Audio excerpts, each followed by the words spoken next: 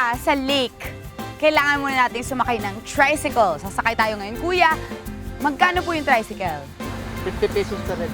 50 pesos. Okay, gaano po kalayo? Ulang ko lang 1 kilometro. Okay, sige. Tara, let's! Fun! Ah! Ah! Kala mo naman roller coaster. Ang saya-saya. Ah!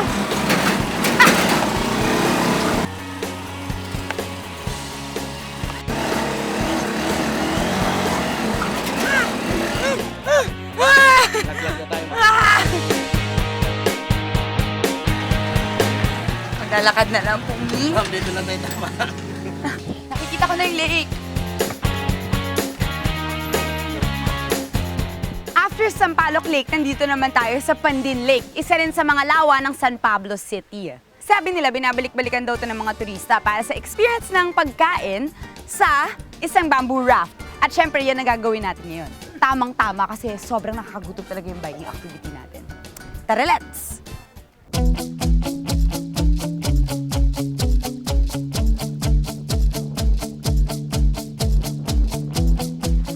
Sarap!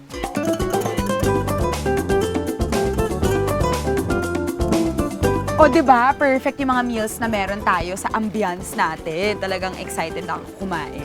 Look at that view! Ang ganda! Tapos yung weather sobrang perfect. Sobrang windy. Ang sarap! Kakain na tayo. Exciting. Okay, meron tayong liempo. Meron tayong inihaw na tilapia. Meron tayong ginataan na super liit na hipon. Tsaka meron tayong taco salad. Na lahat ay mukhang